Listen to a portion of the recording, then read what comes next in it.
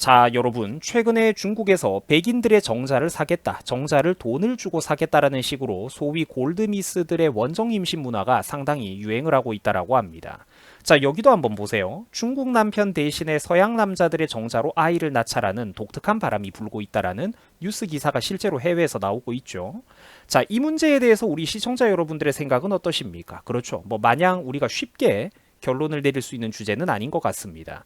그래서 오늘은 시청자 여러분들과 이런 주제에 대해서 같이 한번 깊게 고민을 해보는 시간을 가져보려고 해요. 자, 최근에 이런 뉴스 기사도 있었습니다. 최근 중국의 부자들 사이에서는 미국인 대리모를 선호하는 어떤 그런 사람들이 확산되고 있다, 늘어나고 있다라는 그런 소식입니다. 자, 실제로 이것도 중국의 언론에서 나왔던 소식인데요. 깊게 그 내용을 들어가 보자면 최근에 중국 사람들에게 미국인 대리모를 알선하는 사업이 미국에서도 크게 급성장을 하고 있다라는 소식입니다. 자, 여기 보시면은 백인 여성과의 혼혈 자녀가 훨씬 예쁘고 총명할 것이라는 중국 사람들의 기대감이 크다, 이런 대목들이 나오고 있습니다. 그죠? 자, 홍콩 사우스 차이나 모닝 포스트의 보도입니다. 중국의 부유한 독신 여성들 사이에서 결혼은 하고 싶지 않고 반대로 아이는 갖고 싶은 사람들의 경우 서양 남성의 정자로 아이를 갖겠다, 서양 남성의 정자로 아이를 갖겠다는 사례가 증가하고 있다라는 보도 내용입니다. 자, 중국에 사는 독신 여성들이 이런 방법을 동원하는 이유는 미혼 여성의 경우에는 중국의 정자 은행을 사용할 수가 없기 때문입니다. 이용할 수가 없다라고 해요. 그 중국 정부에서는 정자은행을 이용하는 이거를 이제 불임 치료라든지 유전병을 예방하는 등으로만 그 목적과 용도를 한정하고 있기 때문입니다. 자, 더군다나 중국 정부는 정자의 수입을 금지하고 있는 상황이라고 해요. 그러다 보니까 중국에서 부유한 독신 여성들의 경우 해외 원정을 나가가지고 체외 수정을 통해서 아이를 낳는 경우가 생각보다 흔히 있다라고 합니다. 자, 이 과정에서 최소 20만 위안, 우리나라 돈으로 약 3,400만 원 이상의 초기 비용이 들어간다라고 해요. 자, 한편 해외 정자은행을 선호하는 또 다른 이유로는 이런 것들이 있는데 해외 정자은행의 경우 기증자의 어린 시절 사진, 인종적인 배경, 이런 것들 세부 사항들을 많이 제공하기 때문이라고 합니다. 자, 이에 반해 그런데 중국의 정자은행은 정자 제공자의 신원을 제대로 알 수가 없다라는 것이죠. 또한 미국의 정자은행의 관계자들은 대부분의 중국 여성들이 백인 남성의 정자를 선택한다라고 그 미국의 관계자가 또 대답을 했다라고 합니다. 자, 한편 최근 중국에서도 우리나라처럼 여러 가지 복합적인 이유들로 인해서 혼인율과 출산율이 크게 감소하고 있는 상황인데요. 자, 그런데 제가 이런 뉴스를 보다 보니까 저 역시 대한민국에서 나고 자랐던 사람으로서 최근에 어떤 이런 인터넷 문화나 젊은 남녀들의 어떤 그런 문화적인 흐름, 갈등의 여론, 이런 거를 제가 잘 아는 편이죠, 보통 사람들보다. 그래서 솔직히 저는 저 사례를 보니까 저게 딱히 남의 일 같진 않더라고요. 사실 한국에서도 거의 지금 멘탈적으로는 비슷한 일들이 벌어지고 있는 그런 것 같은데, 자, 사실 이런 문제들의 핵심은 좀 슬픈 거죠. 동양 사람들이 그러니까 지금 서로가 서로를 싫어하는, 서로가 서로의 외모에 불만족을 하는 좀 어떤 그런 안타까우면서도 뭔가 부끄러운, 그리고 또 속의 감정은 뭔가 좀 이상해지는 어떤 그런 현실이 있다라는 겁니다. 그 젊은 남녀 서로의 눈이 높아지는 가운데 대다수는 서로의 눈높이를 충족하지를 못하고 있다라는 거죠. 대다수 8, 90% 평범한 사람들의 인생은 팍팍하기 그지가 없다라는 겁니다. 또한 개인 방송이나 페이스북, 인스타그램 등등 각종 SNS의 발달로 아름다운 외모의 가치가 크게 증가하고 있습니다. 아무래도 백인들이 유리한 부분들이죠. 나름 상당히 잘생기거나 이쁘장한 외모를 가졌다고 하더라도 일반인의 경우 10년, 15년 전만 해도 그때는 얄짤없이 이런 사람들도 평범한 인생을 살았죠. 대부분의 사람들이 그저 직장 생활을 하기에 바빴는데 연예계를 데뷔하려면 그게 절대로 쉽지가 않았죠. 여러 가지 인맥과 조건이 맞아 떨어졌을 때라야 극소수의 어떤 사람들만이 연예계에 데뷔할 수가 있었는데 이제는 시대가 바뀌었다라는 겁니다.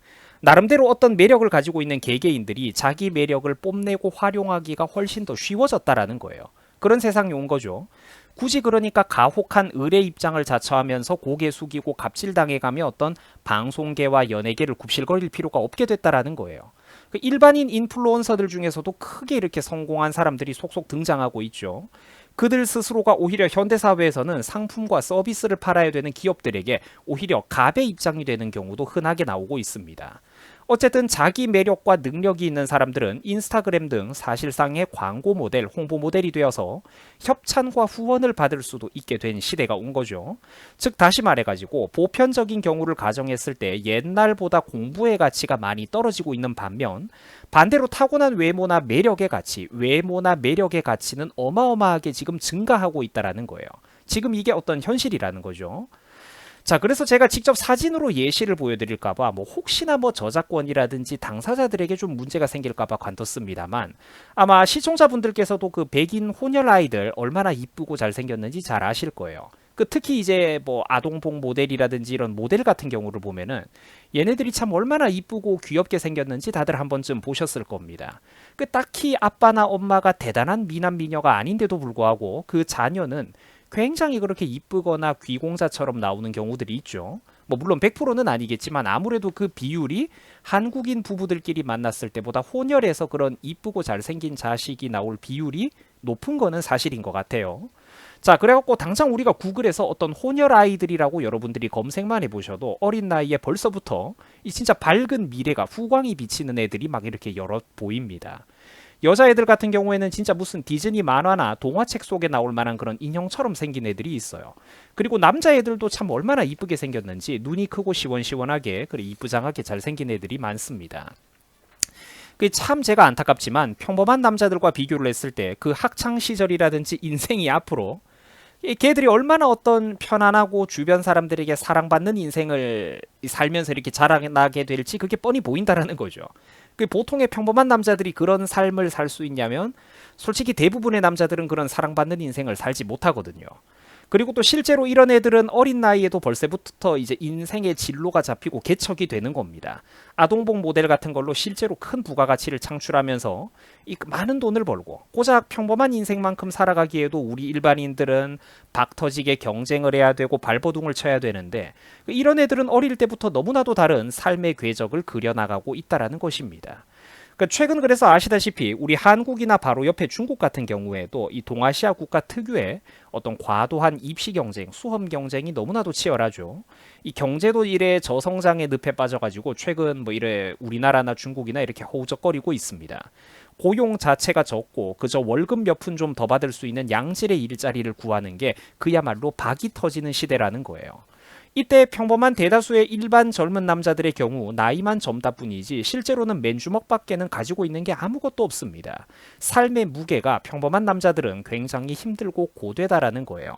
말씀드리면서도 제가 참 마음이 안타까운데 자, 그러다 보니까 어느새 세월이 흘러가지고 원래 선진국이고 출산율이 적었던 일본이 어느새 한중일 세 나라 가운데 출산율이 가장 높아졌다라고 합니다. 이상한 일이죠. 반면에 한국과 중국 같은 경우에는 출산율이 곤두박질 치고 있는 기이한 현상이 나타나고 있는데요. 그 중에서도 특히 우리 한국은 심각한 남녀 갈등 그리고 또 이런 거를 계속 부추기고 있는 인터넷의 어떤 수많은 그런 허영심 문화, SNS 문화 그리고 또 이거를 또 누군가가 막 부추기고 있는 어떤 그런 세력들도 있어요. 댓글과 여론을 조작하는 세력들도 있고 그리고 또 분명히 중요한 요소 중에 하나인 또 경제적인 문제. 경제적인 문제를 자꾸 최근에 남녀 갈등 같은 것만 얘기를 하면서 경제적인 문제를 이 출산율 문제에서 등한시하는 분들이 있는데 그거는 아니죠. 내 집 마련 문제라든지 결혼 비용의 어떤 말도 안 되는 그런 어떤 이 평범한 20대 30대 남성이 결코 감당하기 힘든 어떤 그런 어마어마한 비용, 경제적인 문제도 정말로 큰 문제 중에 하나입니다. 어쨌든 그래서 이런 것들이 여러 가지가 복합적으로 아우러져서 현재 세계에서 가장 낮은 출산율을 지금 우리나라가 기록하고 있는 상황이에요. 이 정도로 낮은 출산율은 인류 역사상 대규모 자연재해나 전쟁 같은 특수 상황에서도 이런 일이 거의 없었다라고 합니다. 0점. 아버지와 엄마 그러니까 두 부부가 만나면 사람 두 명이 만나면 사실 자식 두 명을 낳아야 인구가 간신히 유지가 되는 것인데 이 무슨 0.8명대 출산율을 자랑하는 이런 것들은 정말로 전 세계 역사상 유례를 찾아보기가 거의 힘들 정도로 정말로 낮은 수치라고 합니다. 이 진짜 심각한 문제거든요. 그래서 얼마 전에 우리나라 인터넷을 크게 강타했던 뼈있는 농담으로 소위 퐁퐁남 신드롬이라는 게 있었습니다. 시청자분들도 아실 거예요. 간단히 설명하자면은 결혼을 준비하던 그런 평범한 남자는 젊은 한평생 동안 여자 손도 제대로 못 잡아보면서 공대 출신의 대기업에 뼈 빠지게 이렇게 공부하고 일하고 스펙 쌓으면서 인생을 착실하게 살아와서 결혼을 준비하는데 정작 아내가 될 대한민국의 일반적인 여성들은 좀 안 그런 경우가 많다라는 거죠. 여자들은 가장 빛나던 젊은 시절에는 다른 사람들을 수없이 여러 번, 남자보다 평균을 놓고 봤을 때 훨씬 많은 연애 경험을 그렇게 겪으면서 만나고 다니고 살다가 나중에 돼서는 결혼을 하고 나서도 남편에 대한 어떤 존중도 없고 특히 진정한 사랑이 없는 이런 상황을 가리켜가지고 이제 남자들이 자기 스스로를 비웃고 좀 자학적인 요소가 있고 또 사회 전체를 또 우리나라 사회 전체를 이렇게 삐딱하게 풍자를 하는 어떤 그런 자조적인 감정이 섞인 이런 블랙 코미디 밈입니다. 이거를 이제 퐁퐁남이라고 해요. 근데 이제 저는 이게 저렇게 단순하게 웃어넘길 사건이 아니라 저게 굉장히 처음 봤을 때 뼈 있는 농담이라는 생각을 했었습니다. 이것도 심각한 문제거든요. 그래서 아까도 제가 한번 보여드렸던 자료로 지금 마무리를 하는 건데 최근에 좀 동양인들끼리 서로가 서로를 싫어하는 어떤 이런 현실, 이런 참담한 현실을 보면서 제가 좀 여러 가지 복잡한 감정을 느낍니다. 또 서로가 눈이 너무 높아지는 가운데 그 눈높이를 충족하지를 못하고 있는 것 같아요. 자, 무슨 정자를 수입한다는 이런 현상은 진짜 좀 제가 정말로 이거는 좀 복잡하게 바라보고 있는데 이게 좀 역사나 인류학 그리고 생물학적인 관점에서 얘기를 좀 해보자면 크게 번성하는 어떤 강대한 민족이나 생물학적인 종이 원래는 그런 어떤 자연 질서에 따라서 자기 씨를 많이 퍼뜨리고 뭐 그러는 식인데 최근에는 SNS의 발달 등으로 사람들의 허영심이 극도로 좀 치솟아 오르고 있죠. 그리고 또 대가리에 나사가 빠진 사람들이 많아지고 있어요. 그러다 보니까 급기야 우리 스스로 이제는 뭔가 유전자적인 단위에서 좀 서구 사람들에게 복종을 하고 있지 않나 어떤 그런 현상을 바라보는 기분도 조금 듭니다. 저도 이걸 제 감정을 뭐라고 평가해야 될지 잘 모르겠어요. 물론 제가 이런 거에 선입견이 있는 사람은 아니에요. 물론 사랑으로 맺어지는 혼혈 부부의 어떤 결혼과 출산은 당연히 축복이라고 생각하고 적어도 부럽다라고 생각을 해요. 근데 이 정자를 수입해오고 이런 거는 조금 그것과는 경우가 다르죠. 보편적인 가정의 형태와는 경우가 다르다라는 거예요. 또한 제가 또 예를 들어 드리자면은 과거 근대화 시절에 여러분들 아시아에서 유일하게 근대화 성공했던 나라가 하나밖에 없었죠. 바로 일본인데 일본 같은 경우에도 옛날에 메이지 유신에 성공하던 시절에 그 일본의 지식인과 지도부에서는 전략적으로 어떤 이 민족의 피지컬, 외모, 체위를 향상시키기 위해서 서구 열강의 어떤 그런 유럽의 백인 민족들과 혼인을 적극적으로 장려했던 적도 있습니다. 저는 사실 그때 당시에 일본 지식인들이 아주 정확한 판단을 했고 이런 것들에 대해서 공감이 되는 부분도 있어요. 그런데 하지만 아예 이런 식으로 서로가 결혼을 기피하게 되는 현상이라든지 정자를 수입해오고 남편이나 아버지가 없이 그냥 혼자서 애를 낳겠다는 이런 사회적인 현상은 좀 사회적으로 우리가 깊이 고민을 해볼 여지가 있지 않나 그런 생각이 듭니다. 그리고 제가 몇 번 말씀드렸던 내용이지만 미우나 고우나 사람도 동물이고 생명체 중에 하나입니다. 사람도 동물이라는 거예요. 그러니까 정상적인 한 가정이 이루어지기 위해서는 어머니, 즉 모성애의 역할이 물론 당연히 중요한 반면에 아버지의 역할도 중요하다라는 것을 꼭 말씀드리고 싶어요. 아이들이 스포츠를 즐기고 뭐 낚시와 야구를 즐기고 등등 신체 활동을 아버지와 함께 다니면서 좋아하게 된다든지 이런 것들은 사실 건전한 것들이잖아요. 그리고 또 외부의 어떤 외부 다른 사람들과 갈등이 생기고 충돌이 생겼을 때 이거를 뭐 용감하고 대담하게 대처하는 방법을 배운다든지 이런 것들은 아버지의 어떤 사랑 그리고 부성애의 역할도 분명히 존재를 한다라는 거예요.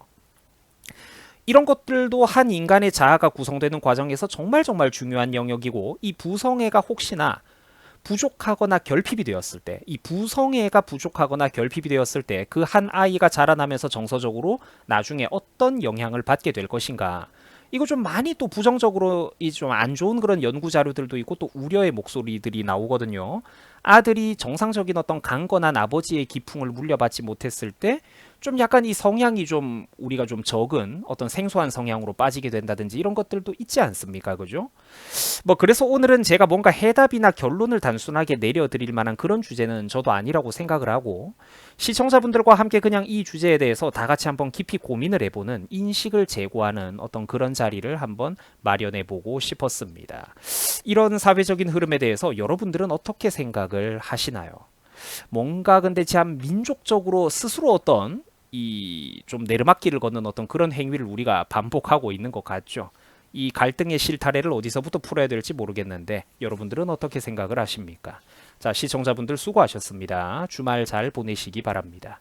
고맙습니다.